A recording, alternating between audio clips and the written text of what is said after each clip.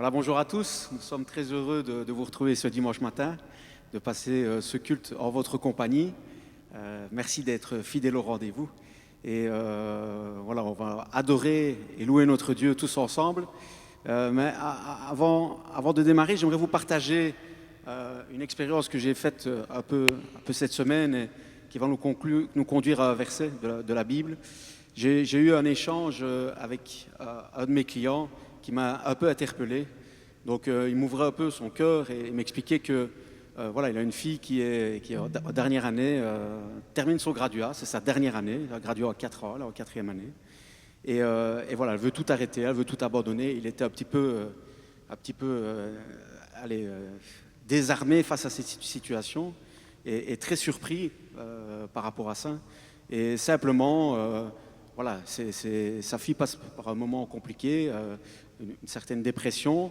Mais surtout, ce qui m'a interpellé, c'est qu'il me dit, elle ne voit pas les choses, elle ne voit pas la réalité comme elle l'est.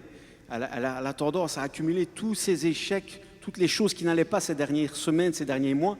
Elle les met, c'est comme si elle prenait un sac, elle mettait tout ça, elle ne voyait que ça. Et ça m'a fait penser à un personnage de la Bible, c'est Goliath. Je me dis, tiens, c'est comme si elle avait un Goliath devant elle. Et je me suis dit, tiens, parfois on peut vivre cette situation-là. Moi, ça m'est déjà arrivé. Je suppose que vous aussi, peut-être, ça vous est déjà arrivé. Et quand on est face à ce Goliath, on est désarmé et on peut être tétanisé. Et on vit dans notre vie de tous les jours, on peut vivre une situation on peut avoir notre Goliath à nous.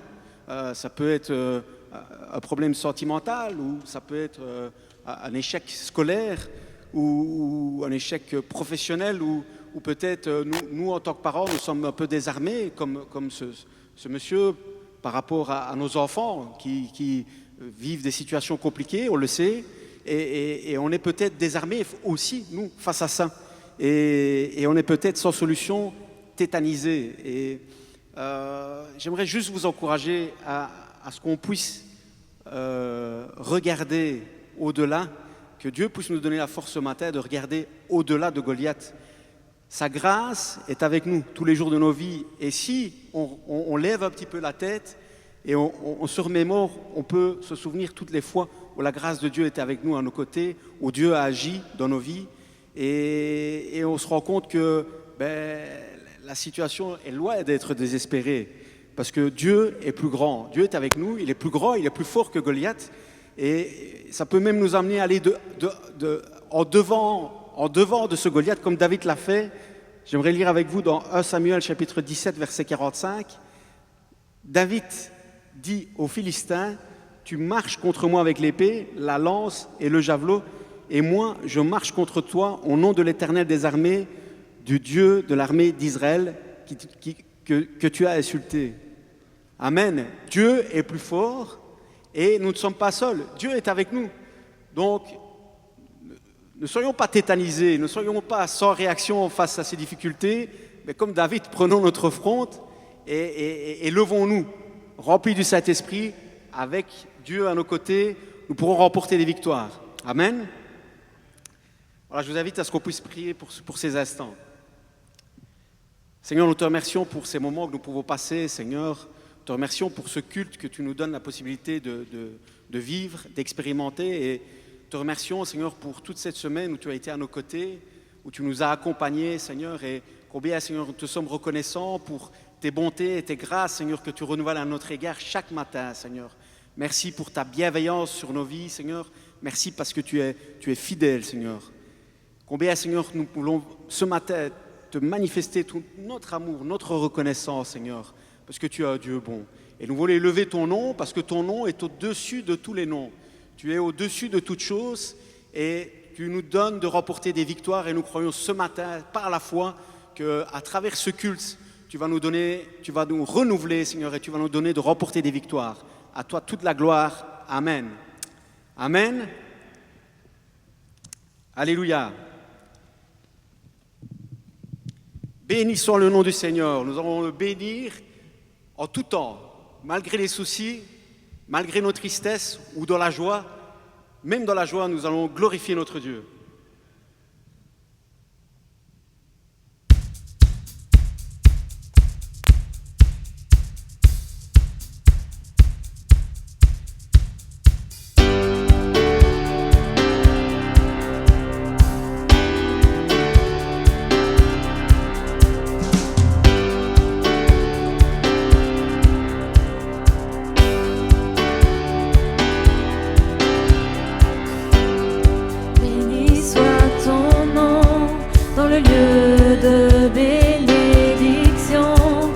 s'écoule ta provision, béni soit ton nom.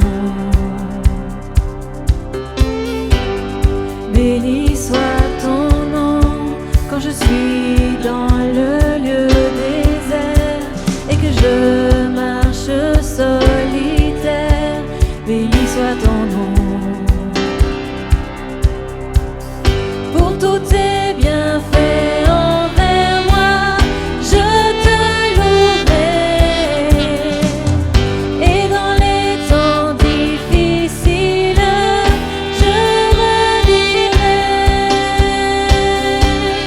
Béni soit le nom du Seigneur, béni soit ton nom. Béni soit le nom du Seigneur, béni soit ton glorieux nom. Béni soit ton nom, quand toi brille le soleil, que le monde tourne à merveille. Béni soit ton nom. Béni soit ton nom, quand l'épreuve vient me former, quand je dois tout sacrifier. Béni soit ton nom. Pour tous tes bienfaits envers moi, je te louerai. Et dans les temps difficiles, je redirai. Béni soit le nom du Seigneur, béni soit ton nom. Béni soit le nom du Seigneur, béni soit ton glorieux nom. Béni soit le nom du Seigneur, béni soit ton nom. Béni soit le nom du Seigneur, béni soit ton glorieux nom. Seigneur, tu as donné, Seigneur, tu as repris. Malgré tout, je dirai que ton nom soit béni. Seigneur, tu as donné, Seigneur, tu as repris. Malgré tout, je dirai que ton nom soit béni. Béni soit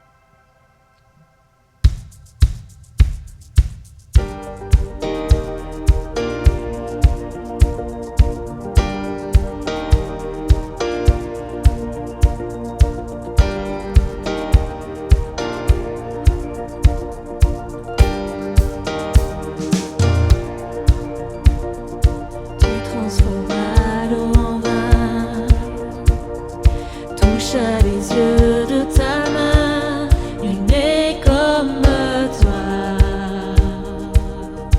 comme toi.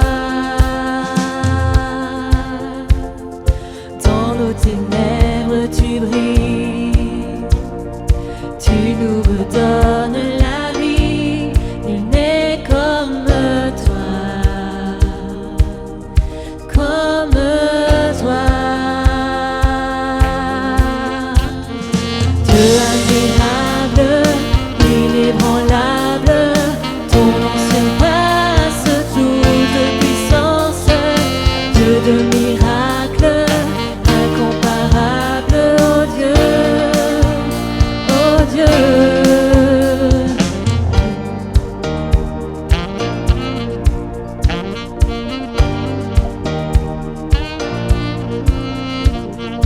Tu transformas l'eau en vin, touche à les yeux de ta main, nul n'est comme toi, comme toi. Dans nos ténèbres, tu brilles. Dans nos ténèbres tu brilles, tu nous redonnes la vie, nul n'est comme toi, comme toi. Dieu admirable, inébranlable, ton nom surpasse toute puissance. Dieu de miracles, incomparable, oh Dieu, oh Dieu.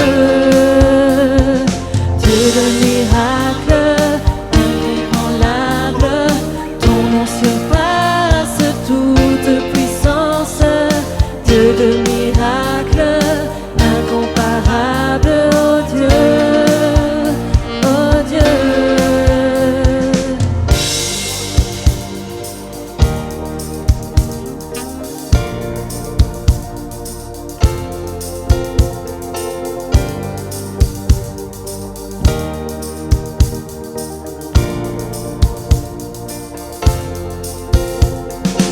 Si notre Dieu est pour nous, qui pourra nous arrêter?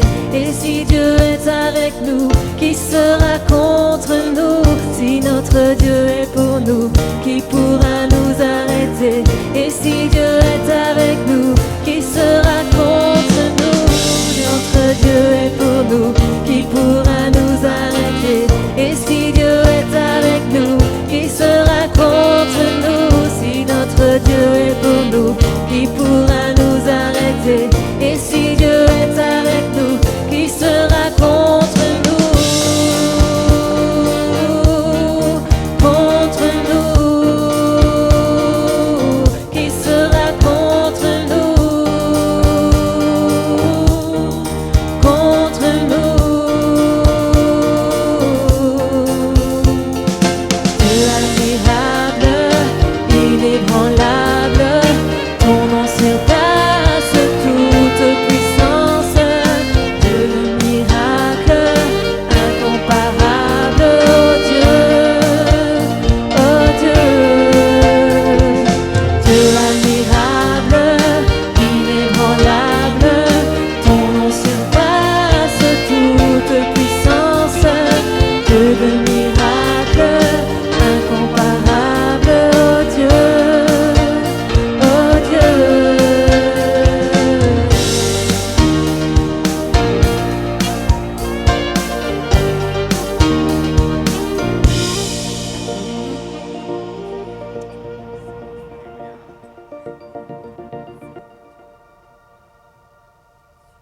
Combien Dieu est grand et nous voulons le confesser. Son nom est tout puissant. Amen.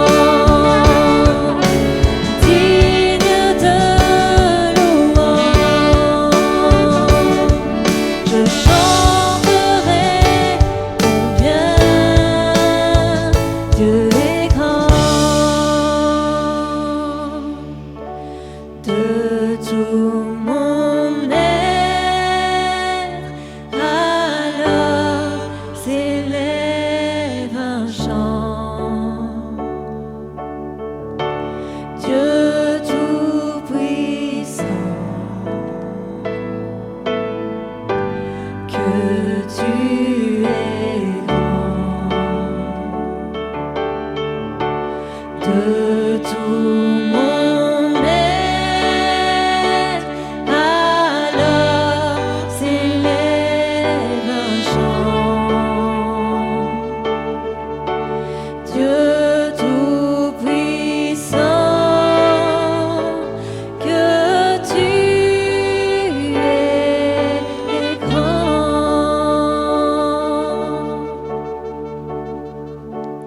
Combien Dieu est grand, chantons-le combien Dieu est grand, et tous verront combien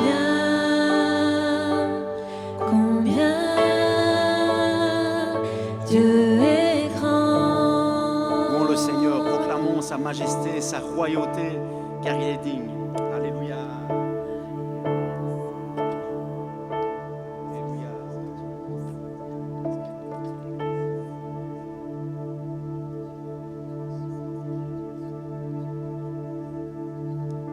Tu es grand, Seigneur. Merci, Seigneur, parce que tu es digne. Alléluia.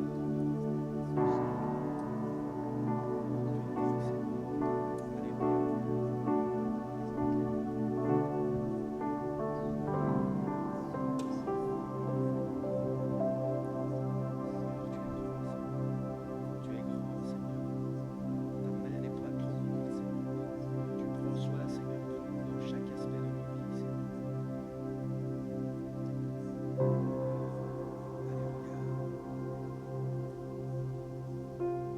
Merci, Seigneur. Alléluia. Merci, Seigneur.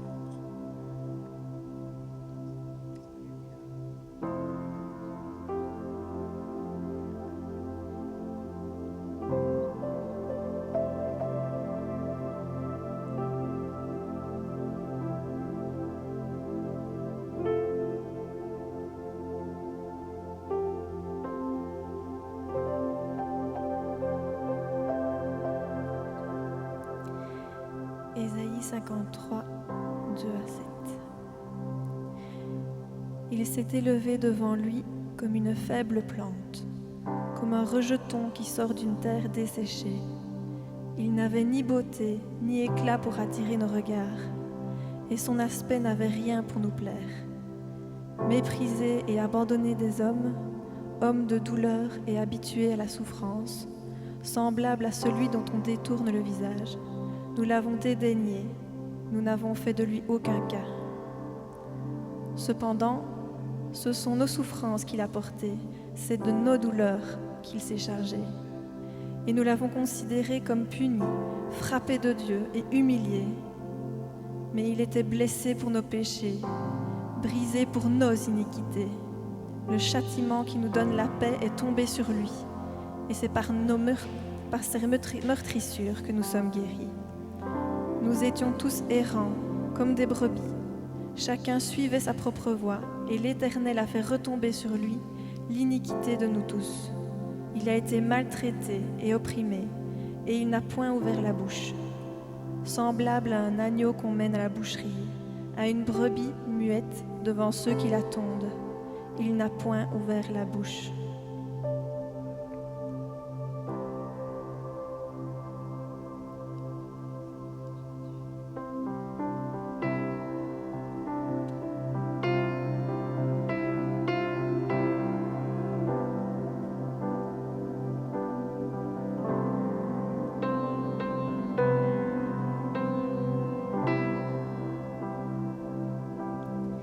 Quel sauveur merveilleux.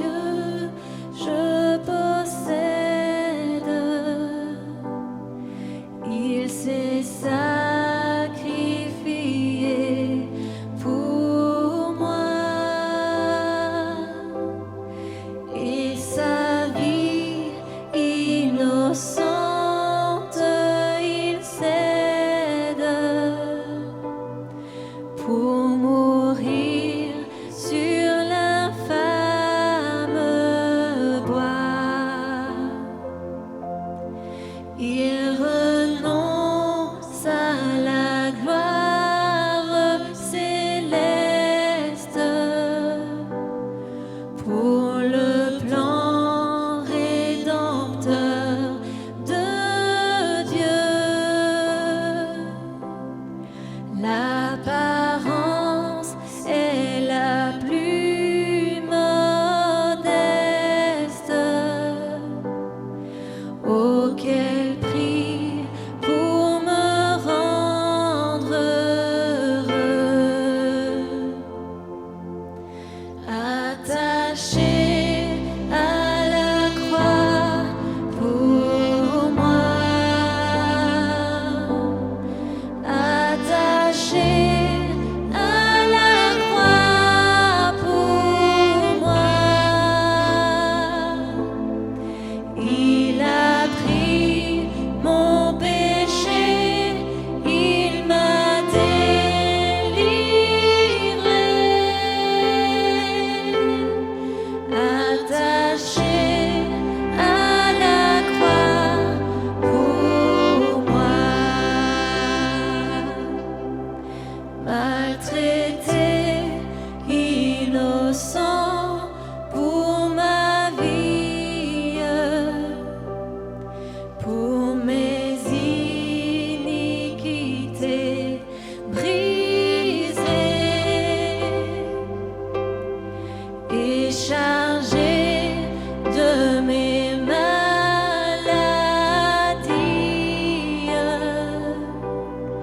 Il mourut pour guérir, sauver. Attaché à la croix pour moi. Attaché à la croix pour moi. Il a pris mon péché, il m'a délivré. Attaché à la croix pour moi. Attaché à la croix pour moi. Attaché à la croix pour moi. Il a pris mon péché, il m'a délivré. Attaché à la croix pour moi. Attaché à la croix pour moi. Attaché à la croix pour moi.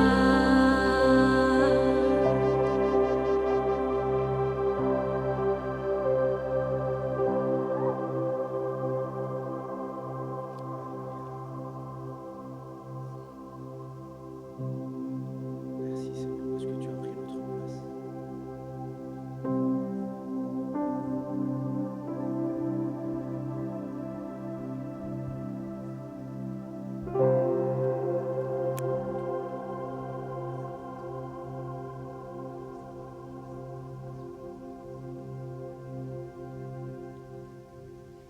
Merci Jésus, c'est en toi que nous avons la vie.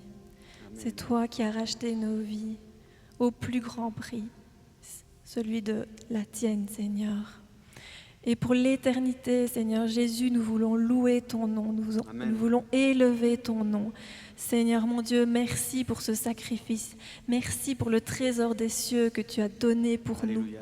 Nous élevons ton nom, Seigneur, et nous voulons nous joindre aux anges pour entonner ce Amen. chant et élever ton nom, Oui, Seigneur. tu es digne, Seigneur. Car aucun autre nom n'est plus grand, Seigneur, que ton nom. Alléluia.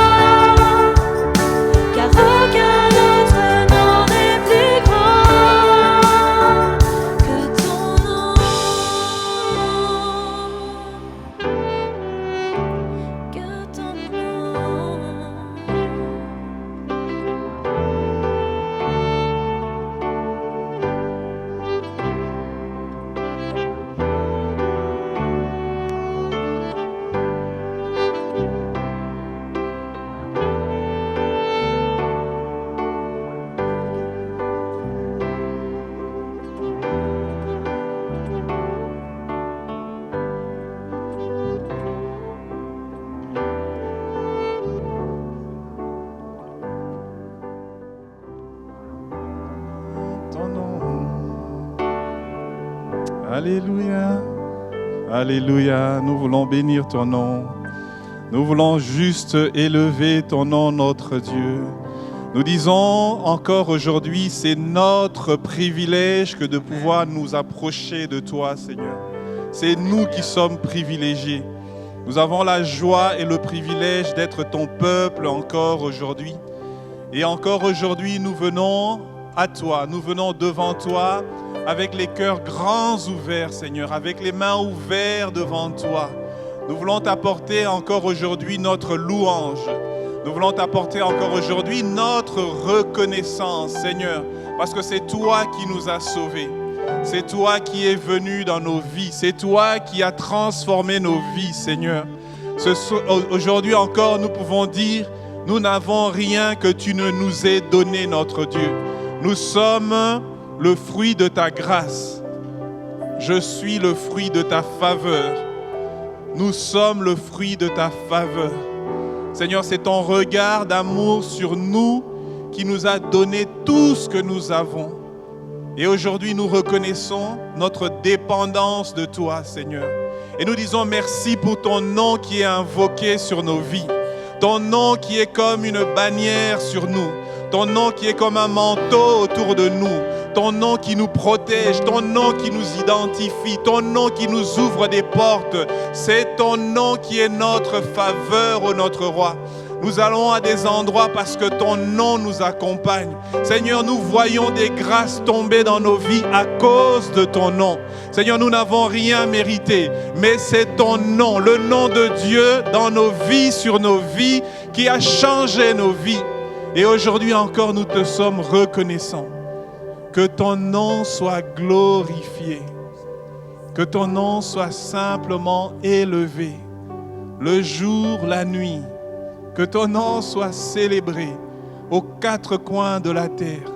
En ce jour, que des hommes, des femmes te célèbrent encore, comme dans les cieux. Comme dans les cieux. Nous sommes conscients que dans les cieux, la célébration ne s'arrête pas. C'est pour ça que nous sommes là pour aussi nous joindre à l'armée des cieux, nous joindre aux anges et aux archanges pour célébrer le nom de Dieu, le Dieu qui est grand, le Dieu qui est saint, le Dieu qui est tout-puissant, le Dieu qui est glorieux. Que ton nom soit béni. Alors que nous allons regarder à ta parole, notre Dieu, nous prions pour que ta parole touche nos vies et que qu'en entrant dans nos vies, qu'elle emmène quelque chose. Que ta parole mette la lumière sur ce qui n'est pas de toi dans nos vies. Et que ta parole emmène la vie de Christ en nous. Que ta parole consolide ton règne dans nos vies. Que ta parole nous aligne encore plus à toi. Nous te bénissons, Seigneur, pour ce privilège. Et nous prions pour que tu domines sur nos corps, nos âmes et sur nos esprits. Et l'Église de Jésus dit Amen. Merci. Merci au groupe de louanges. Alléluia. Merci. Et aujourd'hui, c'est encore une joie, un privilège de pouvoir nous assembler. Au travers de la technique, il y a des personnes qui sont dans la salle aujourd'hui, c'est vrai. Et nous avons foi, nous savons qu'un jour nous allons avoir l'occasion de pouvoir être tous ensemble, on va pouvoir se faire des bisous et tout ça. Vous voyez, comme avant, à l'époque, il y a longtemps on faisait ça.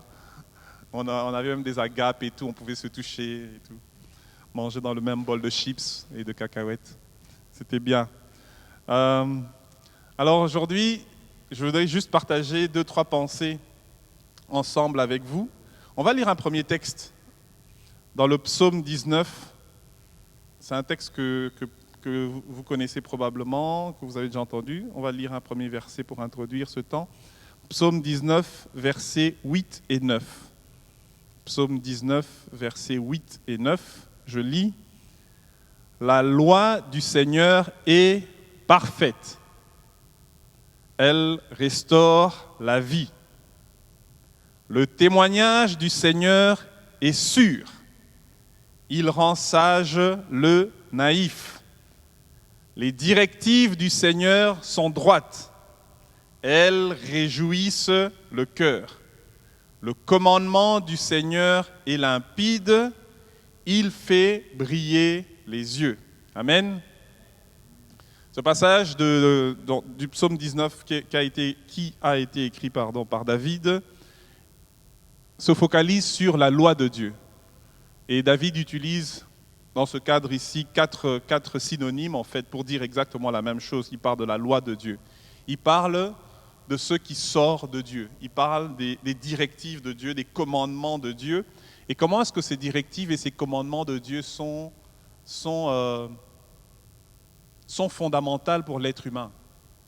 Il dit, ces directives et ces commandements de Dieu restaurent la vie, elles rendent sage le naïf. Si tu es naïf, la loi de Dieu te rend sage.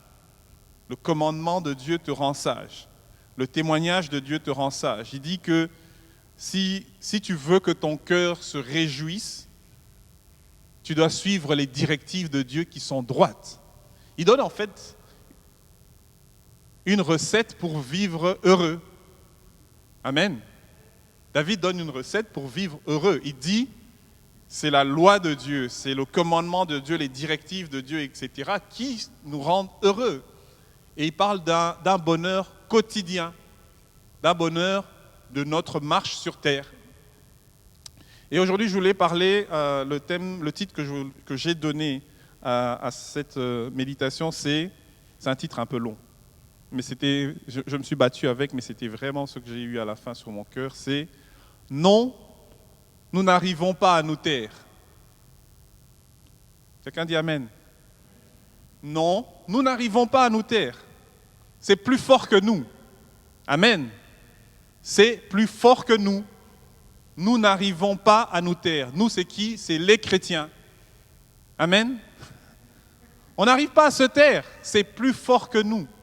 C'est beaucoup plus fort que nous. Et on n'arrivera pas non plus à se taire après. Ça sera toujours plus fort que nous. Et vous pouvez revenir dans 5 ans, on ne va pas se taire. Dans 10 ans, on ne va pas se taire. Dans 50 ans, si Dieu nous donne toujours d'être sur terre, on ne va pas se taire. On ne va pas se taire. Et cette méditation, c'est vraiment pour nous aider à ancrer notre foi en Christ et ancrer notre foi dans la parole de Dieu, dans cette parole de Dieu. La Bible parlant de Christ, il dit, il était la parole de Dieu. Il est la parole de Dieu et il dit, et tous ceux qui l'ont reçu, qui ont reçu Christ, nous sommes devenus des enfants de Dieu. Il y a eu un changement fondamental dans nos vies qui fait que nous ne sommes absolument plus les mêmes. Et on ne pourrait pas redevenir ce qu'on était avant.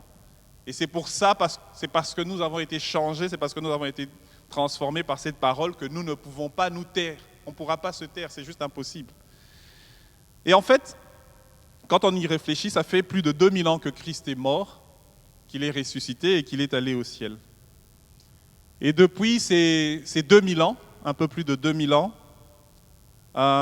différentes personnes, différentes organisations, différents royaumes, différents pays ont tenté d'éliminer les chrétiens.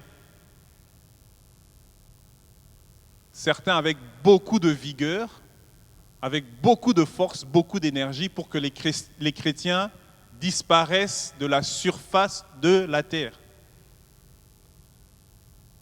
Et aujourd'hui, 2000 ans après, il y a des chrétiens aux 4 coins de la terre. Il y a des chrétiens de toutes les couleurs de peau qui existent sur la face de la terre. Il y a des chrétiens en Asie, en Europe, en Afrique. Partout où il y a des êtres humains, on trouve des chrétiens. Extrêmement important. Ça fait 2000 ans que le christianisme est combattu et ça fait 2000 ans qu'il est de plus en plus répandu. Et ceux qui se dispersent aux 4 coins de la terre pour parler de Christ n'arrivent pas à se taire. Amen. Parce que c'est beaucoup plus fort que nous. On ne saurait pas se taire. Lorsque tu as rencontré Jésus, lorsque tu as connu Christ, c'est impossible que tu mènes ta vie comme avant. C'est impossible qu'on te fasse croire n'importe quoi. C'est impossible. C'est impossible. Ta vie est totalement changée. Et ça fait 2000 ans que ça dure. 2000 ans que ça dure. 2000. 1, 2, jusque 2000. Et tant que Christ ne sera pas revenu, ça va continuer. Ça va continuer. On ne va pas se taire. Je lisais dernièrement un témoignage qui parlait du Népal. Le Népal, c'est le cœur de l'hindouisme, si vous voulez, quoi.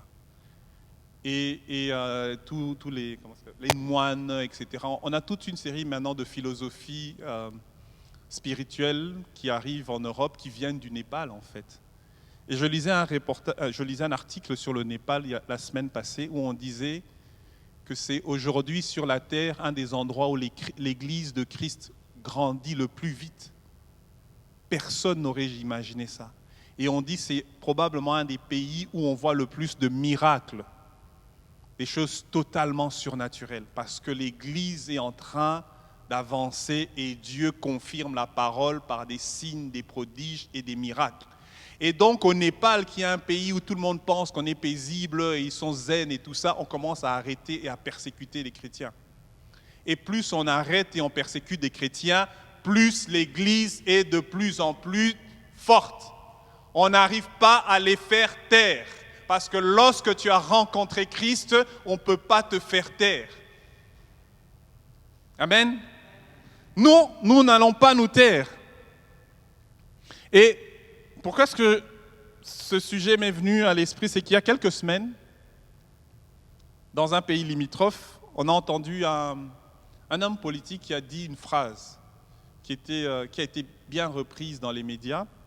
Et je simplifie la phrase, c'est « Les lois de la République sont supérieures aux lois de Dieu ». Les lois de la République sont supérieures aux lois de Dieu. Et cette phrase qui représente probablement une pensée, une philosophie, a été reprise par pas mal de personnes. Et je pense que de plus en plus de personnes qui ont entendu ça, ont adhéré à ça ou adhèrent à ça, et vont commencer, pardon, je vais le dire un peu crûment, à nous la sortir à tout vent et marée. Que les lois de la République sont supérieures aux lois de Dieu. Et je me suis posé la question, est-ce que c'est une forme d'attaque par rapport à notre foi? Et en tant que chrétiens, comment est-ce que nous devrions réagir quand on entend une phrase pareille qui dit que les lois de la République ou les lois du royaume ou les lois humaines sont supérieures aux lois de Dieu et que de plus en plus de personnes commencent à nous marteler cela et l'écrire et le penser et peut-être même vouloir nous enseigner à nos enfants que les lois de la République sont supérieures aux lois de Dieu. Comment est-ce qu'on devrait réagir? Qu'est-ce que nous, en tant que chrétiens, nous devons faire? Et j'avoue qu'au début, quand j'ai entendu cette phrase-là, il y a eu une sainte colère en moi. Une sainte colère, mais vraiment quelque chose qui t'empêche même de dormir, quoi, où tu ne dors pas bien quand tu entends ça, parce que... Et plus je réfléchissais et le Saint-Esprit me conduisait vraiment. Et il y a comme un moment juste un voile qui s'est levé par rapport à ça. Et ce que je voudrais dire aujourd'hui, et je m'adresse essentiellement aux chrétiens, c'est déjà de un, quand on entend une telle phrase d'une personne, il faut absolument pas s'arrêter dessus, on va en parler, il ne faut pas s'arrêter dessus. Mais c'est important que nous, en tant que chrétiens, nous sachions gérer ce genre de phrases et ce genre de philosophie. Et aujourd'hui, je parle à des chrétiens, je parle à l'Église. Je pense que Dieu a un chemin, une manière de nous conduire pour qu'on puisse gérer ce genre de choses. Parce que ça fait 2000 ans que ce genre de choses arrive. Cette phrase-là, ce n'est pas la première personne qui l'a dit. Et ce n'est certainement pas la dernière. Ça fait 2000 ans qu'on nous dit ça, qu'on a voulu nous faire croire ça, que Dieu était soumis aux lois des hommes, que Dieu était plus petit que les lois des hommes. Et moi, nous, aujourd'hui, l'Église, nous disons que non, Dieu est plus grand que les lois des hommes. Dieu est beaucoup plus élevé que les règles, les principes des hommes. En fait, on compare des pommes et une table. Il ne faut même pas aller sur ce débat-là. Nous, les chrétiens, nous devons comprendre que ce n'est pas ça le vrai débat. Comparer les lois de Dieu aux lois d'un pays, d'une organisation, etc., c'est comparer une pomme et une table, des choses totalement différentes. Et nous refusons de tomber dans ce piège-là. Nous refusons d'être entraînés dans cette philosophie, dans cette doctrine qui veut nous faire croire que Dieu est soumis aux lois des hommes. Ce n'est pas vrai, parce que Dieu est beaucoup plus grand que les lois des hommes. Dieu est plus grand que tout ce qui existe. Il a tout créé. Il a tout fait. Et donc tout lui est soumis. La Bible dit, absolument tout lui est soumis. Tout lui est soumis. Et donc on ne parle pas de la même chose. Et donc pour nous aujourd'hui, nous voulons prendre conscience de l'époque dans laquelle nous sommes en train de vivre en Occident, de l'époque dans laquelle nous sommes en train de vivre et qui fait qu'il y a des philosophies, des doctrines, des phrases, des systèmes de pensée qui sont autour de nous et qui nous sont imposés. Et c'est important que l'Église sache discerner et comprendre ce qui se passe autour de nous, de manière à ce que nous puissions gérer toutes ces infos-là. Amen. Et que chacun d'entre nous reconnaisse les fondements de notre foi, qui sont, une fois de plus, attaqués. Et je voudrais partager quelques principes divins. Le premier principe que je voudrais nous rappeler, c'est vraiment un message pour les chrétiens. C'est Christ nous demande d'aimer nos ennemis.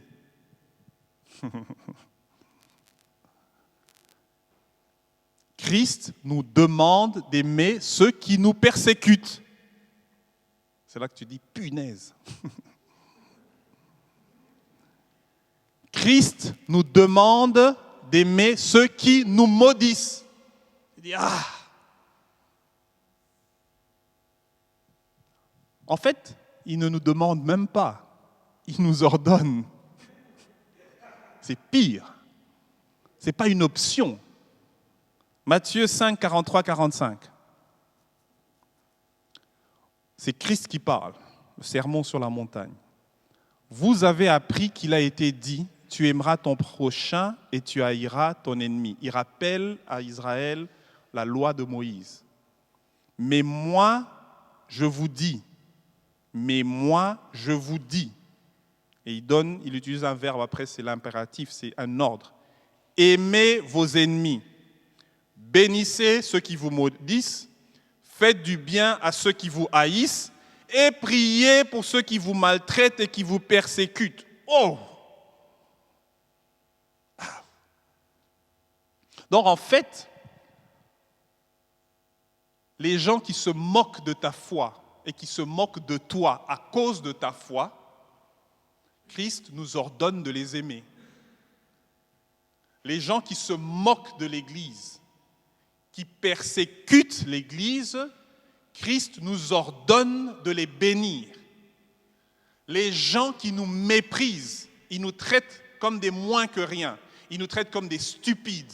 Ils nous traitent comme des illuminés. Ils nous traitent comme des gens qui n'ont rien compris. Christ nous ordonne de les aimer. Même les gens qui nous persécutent. Persécuter, c'est quoi? C'est les gens qui nous font mal. Ils nous font mal. volontairement.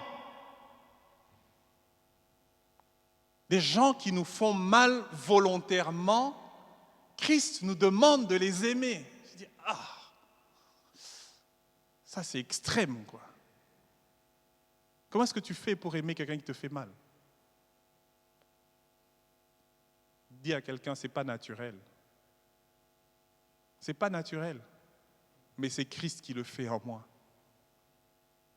C'est Christ qui le fait en moi. C'est Christ qui doit le faire en moi. Parce que moi, naturellement, je ne vais pas y arriver. Mais Christ le fait en moi. Alors il dit, afin que vous soyez les fils de votre Père qui est dans les cieux, car il fait lever son soleil sur les méchants et sur les bons, et il fait pleuvoir sur les justes et sur les injustes.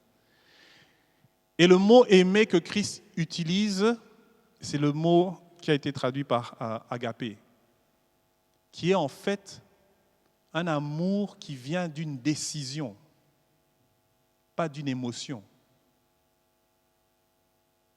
Je décide de t'aimer.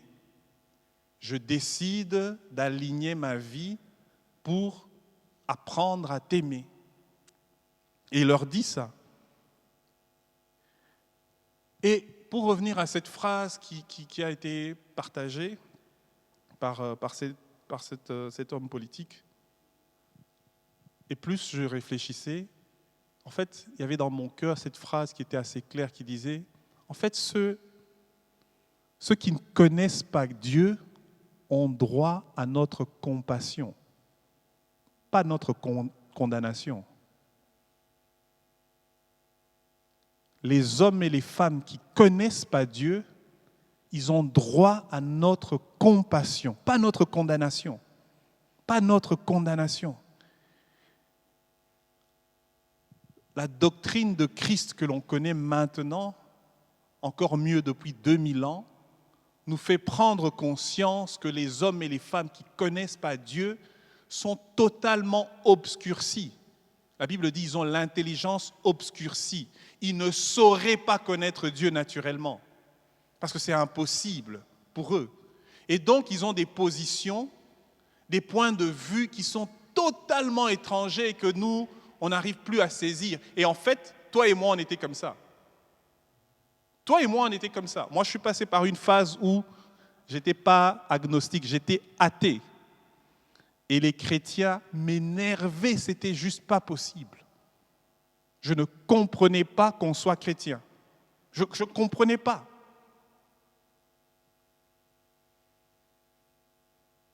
Et pour nous aujourd'hui, nous avons cette demande de Christ d'aimer nos ennemis, d'aimer ceux qui nous persécutent et d'avoir pour eux de la compassion. Donc, toutes les personnes qui nous méprisent, qui nous maudissent, ne rendons jamais la haine pour ce qu'on perçoit comme étant de la haine. Ne rendons jamais le mépris pour ce que nous percevons comme du mépris. Ne tombons pas dans le piège de rendre de la haine à ceux qui nous méprisent. Nous avons une obligation, c'est de donner de l'amour. Ce n'est pas naturel. Et donc le moyen de donner de l'amour, c'est uniquement si Dieu vient le mettre en nous. Et donc si tu as en face de toi un homme, une femme qui te méprise et tu as du mal, tu as tous les droits de te présenter devant Dieu en disant « Seigneur, apprends-moi à aimer ». Et c'est une prière que Dieu agrée. On doit se présenter et dire « Seigneur, j'y arrive pas ». Et Dieu ne va pas nous condamner parce qu'on n'y arrive pas. Il sait qu'on n'y arrive pas. Il connaît nos cœurs. Mais la reconnaissance du fait qu'on n'y arrive pas et le fait de crier à lui, c'est ça notre prière en disant « J'ai besoin de toi. J'ai besoin de toi pour aimer. Apprends-moi à aimer. Apprends-moi à pardonner. Apprends-moi à ne pas maudire ceux qui me maudissent. Apprends-moi à bénir. » Et Dieu va le faire. Dieu va le faire. Dieu le fait. Et ça vient de lui, ça ne vient pas de nous, ça vient de lui. Mais ça part de cette décision. La deuxième chose que je voudrais partager par rapport à ça, à l'attaque de notre foi, c'est que Christ nous demande de tenir ferme dans notre foi. Jésus nous demande de tenir ferme dans notre foi. Jean 16, 33. Je vous ai parlé ainsi pour que vous ayez la paix en moi. Dans le monde, vous connaissez la détresse, mais courage. Moi, j'ai vaincu le monde. La version seconde dit, je vous ai dit ces choses afin que vous ayez la paix en moi. Vous aurez des tribulations dans le monde, mais prenez courage, j'ai vaincu le monde. Lorsque tu entres dans la vie de la foi en Dieu, il ne faut pas se faire d'illusions. Il y a une opposition qui se met contre toi. Ce n'est pas naturel, ça ne se fait pas naturellement, spontanément. Il y a une opposition qui se met. Et Christ nous enseigne que quand tu marches avec lui, tu dois tenir bon. Mon frère, tu dois tenir bon. Ma sœur, tu dois tenir bon. Parce qu'il y a une opposition. Tu dois tenir ferme. Il parle de tenir ferme. Et l'idée de tenir ferme, c'est je suis dans une position, je plie mes genoux, je me positionne bien, j'arme mes cuisses pour prendre un choc. Il y aura un choc, mais je suis prêt. Et je tiens ferme. Je tiens ferme. Et moi, c'est quelque chose depuis plusieurs années qui m'a toujours boosté. Qui m'a boosté. Et je vais vous raconter un témoignage. Je ne sais pas si je dois le raconter maintenant ou après. Je vais le raconter maintenant. C'est prévu pour après, mais je vais le raconter maintenant. J'étais chrétien peut-être depuis 1 an et demi, 2 ans. Et au début de ma vie chrétienne, bon, je me suis converti, j'allais à l'étude biblique le mercredi, au culte, etc. Et quelques temps après, il y a un frère de l'église qui m'a dit « Mais pourquoi tu ne viens pas à la cellule ?» Je dis « Attends, déjà tu donnes ça, tu dois venir à la cellule et tout. » Puis je dis « Ouais, et puis il y a toujours des frères bien convaincants. Allez, viens à la cellule. » Et puis il m'entraîne à la cellule et là je rencontre José, Charline et ma vie n'a plus jamais été la même. Et j'ai rencontré en fait dans la cellule des hommes et des femmes qui ont boosté ma foi comme je n'imaginais pas. Je parle de José parce qu'il est dans la salle, parce que je le vois, et Angel, c'était mes responsables de cellule, etc. Et un jour, je me rappelle, ça faisait peut-être un an et demi que j'étais chrétien, et on revenait de la cellule, j'ai une sœur aînée et une sœur qui vient juste après moi. Et on est tous convertis en fait. Et on revenait de la cellule tous les 3, c'était au printemps, on habitait... C'est à 5 minutes, la cellule c'était à 5 minutes d'où on habitait. Et on revenait, et il faisait beau, on chantonnait des cantiques, parce qu'on vient de la cellule, les chants sont encore frais dans notre esprit, je ne sais plus, la joie est dans mon cœur, j'en sais rien. Et on marche, et c'est dans le quartier des Vennes. Et on arrive on marche le long de la rue des Vennes, et il y a un petit café, paumé, là, il y a plein d'apparts, et il y a un café qui était paumé, là. Il était, je sais pas moi, 19h30, mais c'est en été, il faisait encore jour, quoi. Et il y a mes sœurs qui sont à côté de moi, et il y a un gars qui sort d'un café, mais le gars totalement ivre plié en deux, en train de tituber, qui raconte n'importe quoi. Et moi, la route est là, mes sœurs sont là, mes sœurs prennent peur, et elles viennent se réfugier près de moi, parce que je suis grand, beau et fort. Et elles viennent de l'autre côté, et puis moi je me mets de ce côté-là, parce qu'au cas où il y a quelqu'un qui s'approche de mes sœurs, je le bénis dans le nom de Jésus. et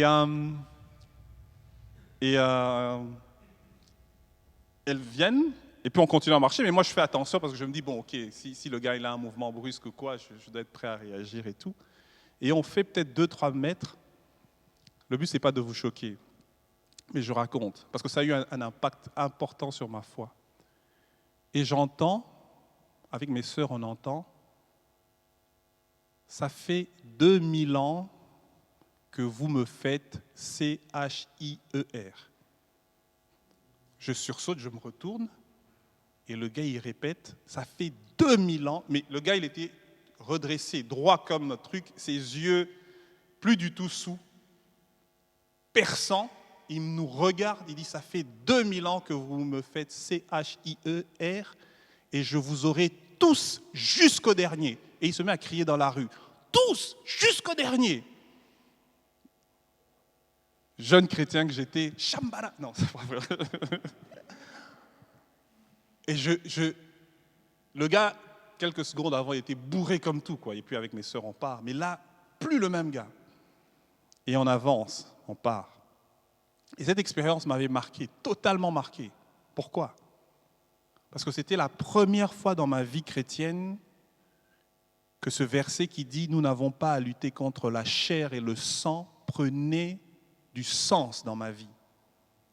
Il y avait un être humain que j'ai vu en sortant d'un café qui était totalement saoul. Quelques secondes après, je ne parlais pas, je n'écoutais pas cet être humain. C'est quelqu'un d'autre qui me parlait au travers de cet être humain. Ça, c'est la première chose. Ce verset-là a pris sens. On n'a pas à lutter contre la chair et le sang. Il y a des gens qui nous parlent, on croit que c'est un oncle, une tante, un ami, un voisin, un patron qui nous embête, mais parfois, ce n'est pas lui. Il y a quelqu'un d'autre. Et en fait, souvent, ce n'est pas eux. Il y a quelqu'un d'autre qui nous embête, qui nous suit, qui vient après, qui nous harcèle, qui nous tourmente derrière des hommes et des femmes. Et la deuxième chose qui était pour moi révélatrice, c'était que ça faisait 2000 ans. Littéralement, ça fait 2000 ans. Et je sais qu'il y a 2000 ans, qu'est-ce qui s'est passé ? C'est Christ qui est mort à Golgotha. Et quand Christ est mort à Golgotha, il a défait l'enfer, il a défait le diable. Le diable n'a plus de pouvoir et ça l'embête. Au nom de Jésus, ça l'embête. Et du coup, tous ceux qui acceptent Christ sont positionnés sous le sang de Jésus. Et du coup, je refuse d'abandonner ma foi. Je refuse. Et je tiendrai bon parce que ça fait 2000 ans que des hommes, des femmes ont été tués. Mais grâce à Christ, nous sommes là. Et on part nulle part. On partira nulle part. Si Christ revient dans 5000 ans, on sera toujours là. Il ne va pas gagner. Le sang de Christ est efficace. Le sang de Christ a payé. Le sang de Christ nous a rachetés. Il a fait de nous des hommes et des femmes sauvés. C'est ça la réalité spirituelle, quoi. Alors ne te trompe pas à ce que tu vois. Il y a une vraie réalité spirituelle qui est au-delà de la réalité que nos yeux voient. Et cette réalité spirituelle, c'est quand tu as donné ta vie à Christ, tu es positionné dans les cieux. Tu es sur terre, tu es positionné dans les cieux. Tu es un enfant de Dieu, le sang de Christ te recouvre.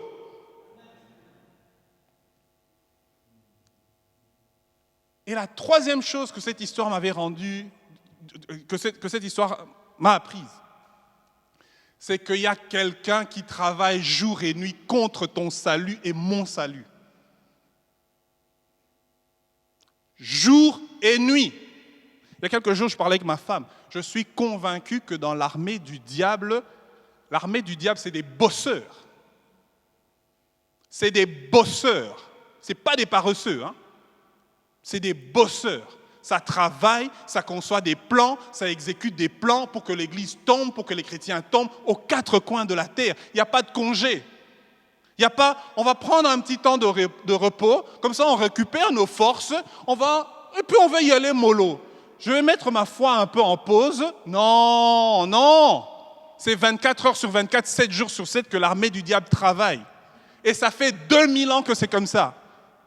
Parce qu'il sait qu'il n'a plus le temps. Et donc moi, en ce jour, je veux t'encourager. Tiens bon dans ta foi. Tiens bon dans ta foi. Tiens bon dans ta foi. Tiens ferme. Tiens ferme. Et le moyen pour toi de tenir ferme, c'est de baser ta vie sur la parole de Dieu. C'est la parole de Dieu. La Bible dit la foi vient de ce que l'on entend. Dans Romains 10, 17, ce qu'on entend, c'est par la parole de Christ. La parole de Christ booste notre foi. Elle tient notre foi, elle soutient notre foi. La parole de Dieu. La parole de Dieu. La parole de Dieu. Et c'est pour ça que le diable, quand il entre dans une vie, la première chose qu'il va toujours vouloir enlever, c'est la parole de Dieu. L'autorité de la parole de Dieu, la présence de la parole de Dieu, la foi dans la parole de Dieu, la compréhension, parce que dès qu'il enlève ça, tout le reste lui est accessible, d'office. La parole de Dieu, c'est ta protection. Et donc, si tu te retrouves à un moment, tu n'arrives plus à lire la parole, tu n'arrives plus à écouter la parole, tu n'arrives plus à suivre la parole te fatigue, la parole ne te donne pas d'énergie, tu es à risque. Parce que c'est ta vraie protection, la parole de Dieu, l'autorité de la parole de Dieu.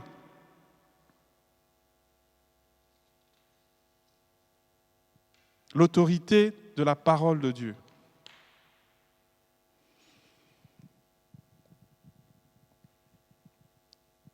Mon troisième principe, nous sommes dans le monde, mais pas du monde. Amen. Nous sommes dans le monde, mais nous ne sommes pas du monde. Jean 17, 14, 17, c'est Jésus qui le dit.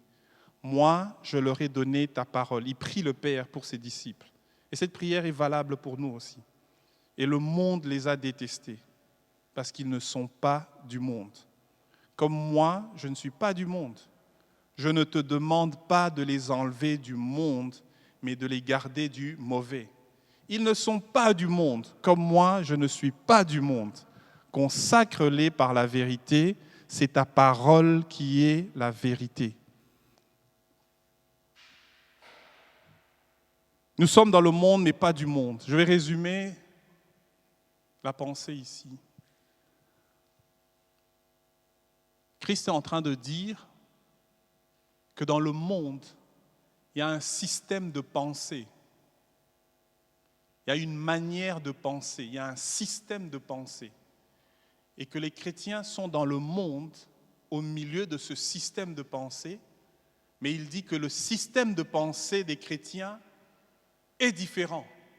Et il prie le Père pour que le Père garde les chrétiens, que les chrétiens aient le système de pensée du Père.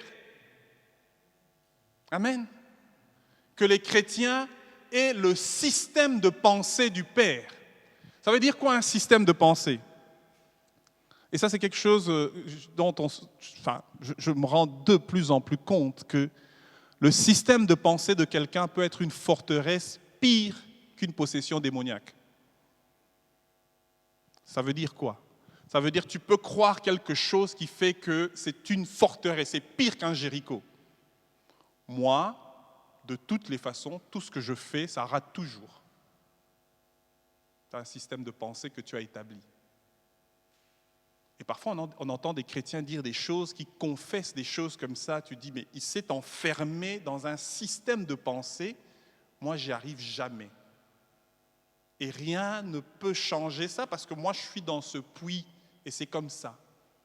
Moi, de toutes les façons, je n'arrive pas à vaincre ce péché. Donc, tu sais quoi? Je vais rester installé dans ce péché parce que c'est ma faiblesse. J'ai essayé, mais j'y arrive pas. Et donc, ce système de pensée devient une prison dans laquelle on se retrouve. Et Dieu est incapable, à la limite, de nous sortir de ce système de pensée. Et ce système de pensée nous façonne, nous établit dans quelque chose. Et cette phrase dont je parlais au début, qui est « les lois de la République sont supérieures aux lois de Dieu », c'est un système de pensée que nous refusons. Je refuse de croire ça parce que ce n'est pas vrai. Ce n'est pas vrai. Et nous, en tant qu'Église, nous voulons faire attention à ce que nous entendons et comment nous interprétons cela. Je crois comprendre ce que cet homme a voulu dire en disant on n'a pas le droit de faire n'importe quoi. Je crois que c'est ce qu'il a voulu dire. Mais la manière dont c'est exprimé pour nous les chrétiens, cette phrase, elle est fausse. Et on ne veut pas l'accepter. Si un homme, une femme te la sort, tu dis, tu compares des pommes et une table. Ce n'est pas vrai, ce n'est pas la même chose. Tu es en train de ramener le grand Dieu de l'univers à la dimension d'un être humain. Tu es en train de ramener le Créateur à la dimension d'un être humain. Tu es en train de me faire croire que l'homme est supérieur à Dieu. Et ce n'est pas vrai, c'est pour ça que je ne peux pas suivre ce système de pensée. L'homme n'est pas supérieur à Dieu. Ce n'est pas vrai. Que tu crois en Dieu ou pas, c'est ton choix. Je crois en Dieu et je sais que l'homme n'est pas supérieur à Dieu. Je lisais l'histoire d'un homme qui s'appelle John Glenn. C'est un astronaute qui est décédé il y a quelques années et qui était dans l'espace plusieurs fois. Et il disait, chaque fois qu'il allait dans l'espace et qu'il tournait autour de la Terre, il était juste émerveillé et sa foi était toujours boostée. Parce qu'il dit, quand tu regardais la Terre, tu dis, mais c'est beau, c'est vrai, mais c'est petit, on n'est rien. Et tu dis, tu regardes l'univers tout autour, tu dis, waouh, il y a un Dieu qui est grand, beaucoup plus grand que la terre, qui est beaucoup plus grand que l'être humain. Et donc cette réflexion de vouloir emmener Dieu au niveau des hommes, elle est totalement fausse, parce que la loi des hommes est inférieure à Dieu. C'est impossible de prendre Dieu, de l'emmener au niveau des êtres humains. Donc cette loi, quand tu entends cette phrase, la loi de la République est supérieure à la loi de Dieu, c'est faux. Tu dois dire c'est faux, c'est pas vrai. C'est un faux raisonnement. On ne ramène pas Dieu à notre niveau. On ne saurait pas. On ne saurait pas. Et donc on veut avoir cette réflexion, on veut avoir cette pensée qui est, nous savons que Dieu est au-dessus de tout et Dieu est grand. D'ailleurs, il s'appelle le Dieu très haut. Le Dieu très haut, c'est son nom. Le Dieu très haut, c'est ça son nom. Et son nom, c'est son identité. Il est le Dieu très haut. Très haut, tellement haut que tu ne saurais même pas voir la limite de ce Dieu. Et ça, c'est notre Dieu, qui s'est rabaissé à notre niveau pour nous prendre et nous emmener dans son royaume.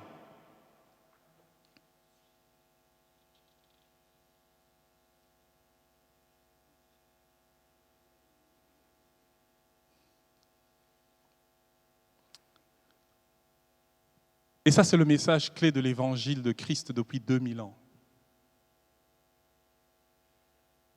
C'est que le royaume de Dieu s'est approché de nous.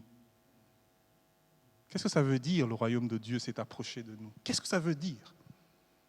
Qu'est-ce que ça veut dire? Dans Jérémie 31, 33, il dit, « Mais voici l'alliance que je ferai avec la maison d'Israël. Après ces jours, dit l'Éternel, je mettrai ma loi au-dedans d'eux. Je l'écrirai dans leur cœur et je serai leur Dieu. Ils seront mon peuple. » Le royaume de Dieu s'est approché de nous. Ça veut dire que maintenant, subitement, Dieu est capable de vivre dans un être humain au travers de sa loi. C'est ce qu'il dit. Dieu vit en nous. Dieu vit en nous. Le grand Dieu de l'univers vient vivre en nous au travers de sa loi, de sa parole, de ses préceptes. C'est comme ça que Dieu vit en nous. Et Christ, quand il dit à ses disciples, le royaume de Dieu s'est approché, il dit, maintenant, le règne, et il le dit, le règne de Dieu a commencé. Les gens ne comprenaient pas. Ils disent, mais comment ça, le règne de Dieu? Ils s'attendaient à un pouvoir militaire et tout. Non! Il dit maintenant, subitement, Dieu est capable de régner, de vivre dans le cœur d'un être humain. Toi et moi. Et ça fait 2000 ans que ça dure. Et ce n'est pas fini. C'est pour ça que je dis qu'on est là, on ne va pas partir. Parce que Dieu a commencé à régner dans le cœur d'hommes et de femmes. Et il le fait aux quatre coins de la terre. Alors mon ami, mon frère, ma sœur, si tu ne connais pas Jésus, si tu n'as pas donné ta vie à Christ, je peux te dire de la part de Dieu qu'il y a moyen que Dieu vienne vivre dans ta vie. Il faut l'accueillir, il faut le recevoir. C'est une démarche que nous avons faite. Et pour les chrétiens, c'est de dire, ne te fie pas à ce que tes yeux voient. Dieu vit en toi. Le royaume de Dieu est là. On ne le voit pas extérieurement, mais il est réel en nous. Il est réel. C'est pour ça que des athées peuvent devenir des croyants. C'est pour ça que des hommes et des femmes qui étaient liés par toutes sortes de choses sont devenus libres. C'est pour ça que nous pouvons travailler pour Dieu. C'est parce que Dieu vit en nous. Dieu vit en nous. Le Dieu très haut vit en nous. Le Dieu très haut a trouvé sa place en nous, au travers du Saint-Esprit.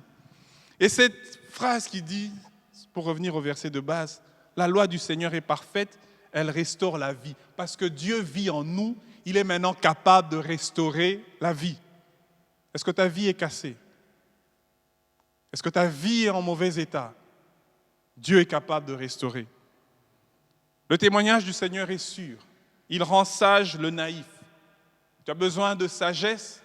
Dieu est capable. Ton cœur est rempli de tristesse. La Bible dit les directives du Seigneur sont droites. Elles réjouissent le cœur. Dieu ramène la joie dans un cœur. Quand il vient vivre, il ramène ça. Et Dieu donne de la clarté à nos yeux. On va prier. Et le groupe de louanges peut aujourd'hui également s'approcher. Ils vont interpréter un chant après.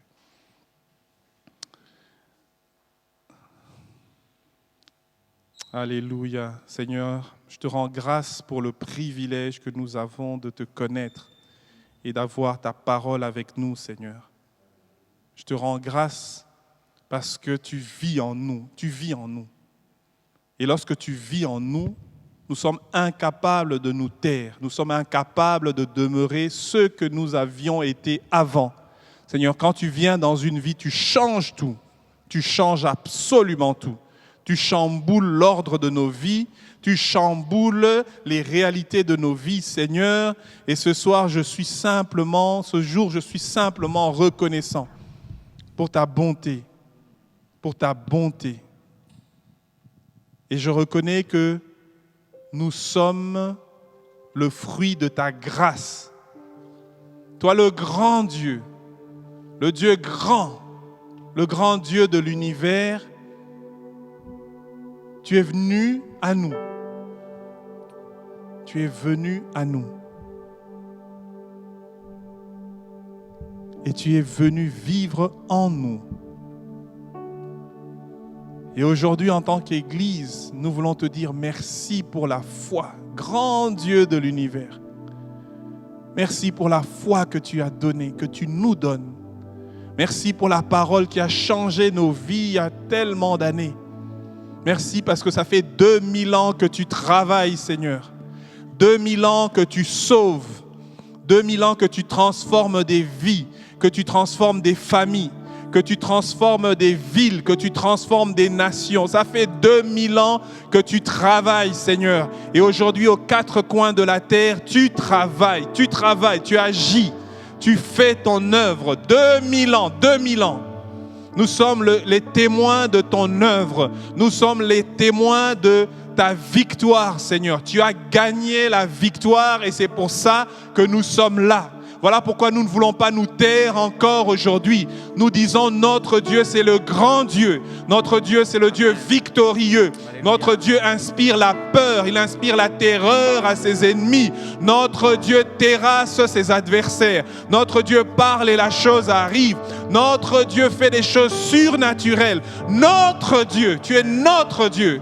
Et nous refusons de laisser ta main. Nous refusons de rejeter ta main. Nous refusons de croire les paroles que le monde nous dit. Nous rejetons le système de pensée dans lequel des hommes, des femmes veulent nous enfermer. Nous choisissons le système de pensée de Dieu. Ce que la parole de Dieu communique, ce que ta parole nous enseigne. Nous choisissons ce que le Saint-Esprit nous révèle. Et je prie pour l'esprit de révélation sur notre assemblée. Que nous te connaissions, Seigneur, que nous connaissions ton cœur, que nous connaissions tes pensées, ton système de pensée. Nous rejetons les doctrines humaines, nous rejetons les philosophies humaines, nous rejetons ce qui vient de la chair. Nous choisissons ce qui vient de Dieu, ce qui produit la vie de Christ, la vie du Saint-Esprit, ce qui restaure l'âme, ce qui guérit les cœurs, ce qui guérit même les corps, les âmes. Nous choisissons Christ.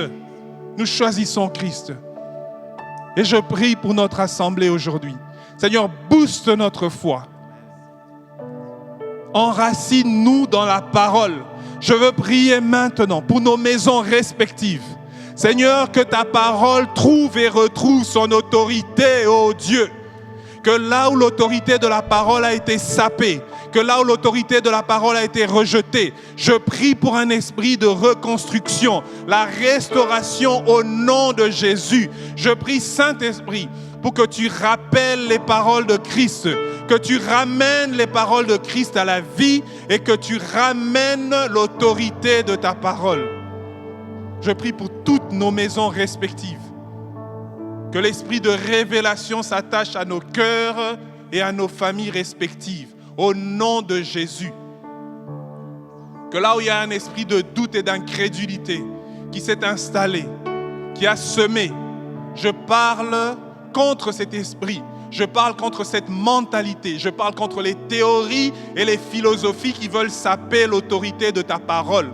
Je les soumets à ton autorité dans les maisons des hommes et des femmes de notre assemblée au nom de Jésus. Et je prie pour celui, celle qui te cherche, Seigneur, sans te trouver. Seigneur, accélère la rencontre au nom de Jésus et la révélation de Christ. Alléluia. Amen. Amen.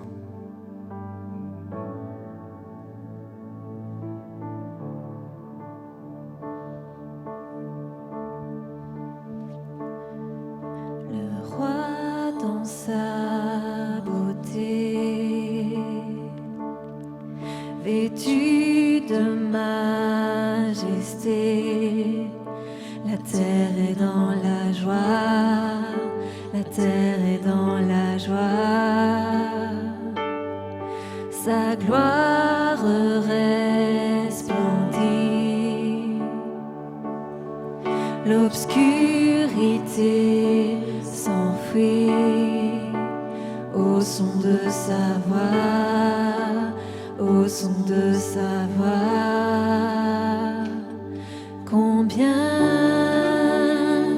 Dieu est grand, chantons-le, combien Dieu est grand, et tous verront combien Dieu est grand.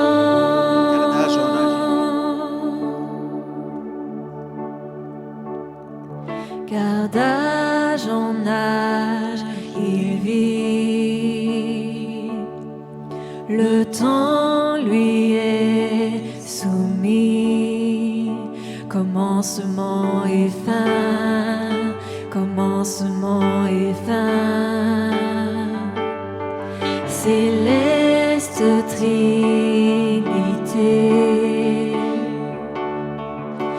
Dieu d'éternité,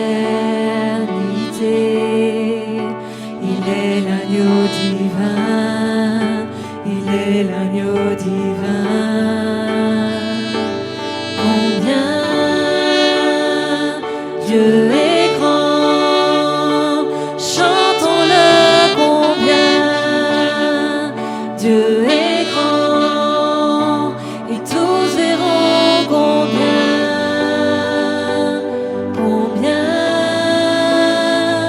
Dieu est grand.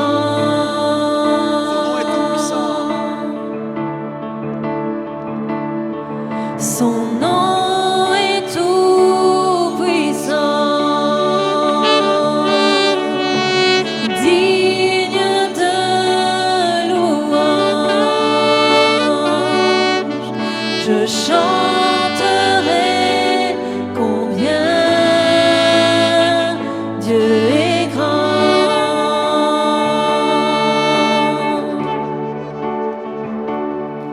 Son nom est tout puissant, digne de louange. Je chanterai combien Dieu est grand. Combien Dieu est grand, dernière fois. Combien Dieu est grand, chantons-le, combien Dieu est grand, et tous verront combien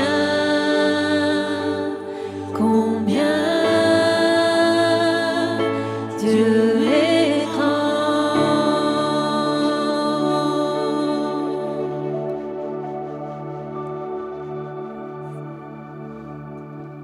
Alléluia. Merci Seigneur. Et nous bénissons ton nom parce que ton nom est grand. Amen. Il est grand, il est tellement grand, Seigneur, que nous ne pouvons même pas concevoir cela. Et nous te rendons grâce parce que toi, le grand Dieu, tu es venu à nous et tu nous as donné de la valeur en Jésus. Et aujourd'hui, l'Église te rend grâce pour cela. Et merci, Seigneur, de continuer de travailler. Nous voulons bénir ce pays, le pays dans lequel tu nous as placés. Nous continuons de prier pour ce pays et de confesser sur ce pays ta faveur et ta grâce. Nous disons, tu te souviens des habitants de ce pays. Tu te souviens des hommes, des femmes, des enfants, des bébés. Tu te souviens. Tu connais les besoins qui sont énormes, Seigneur. Nous prions que ta grâce continue de se manifester. Fais pleuvoir ta faveur sur ce pays. Va chercher les cœurs perdus, les vies qui sont totalement perdues. Va les chercher, Seigneur. C'est toi qui sauves. C'est toi qui sauves. C'est toi qui guéris. C'est toi qui transformes. C'est toi. Seigneur, nous voulons juste continuer à prier, intercéder et aimer ce pays dans lequel tu nous as placés. Et nous le bénissons avec les autorités. Nous bénissons ce pays. Et merci, Seigneur, de te souvenir de lui au nom de Jésus. Amen. Amen. Voilà, notre culte touche à sa fin. Alors, on va juste finir avec quelques petites annonces.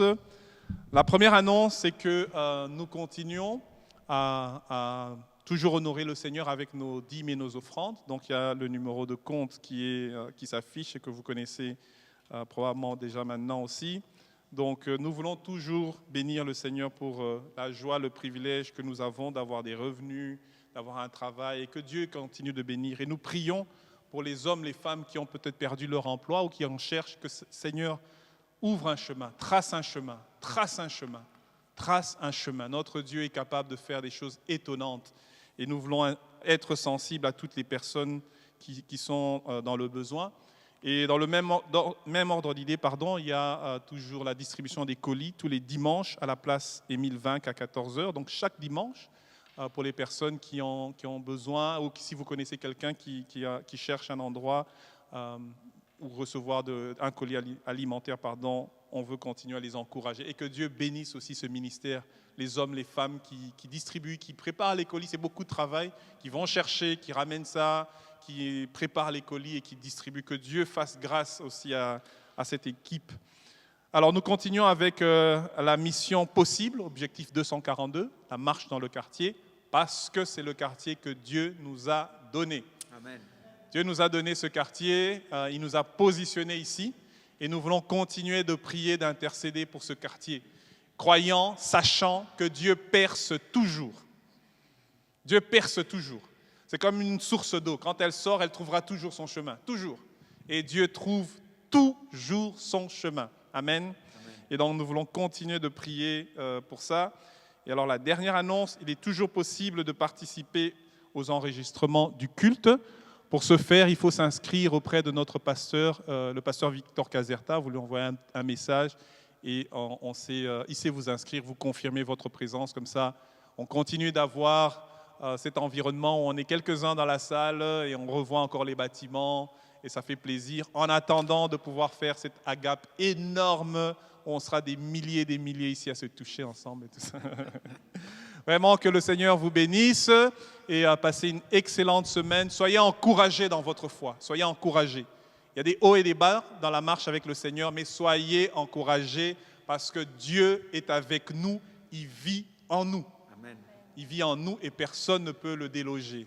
Alors soyez bénis et bonne semaine à tout le monde.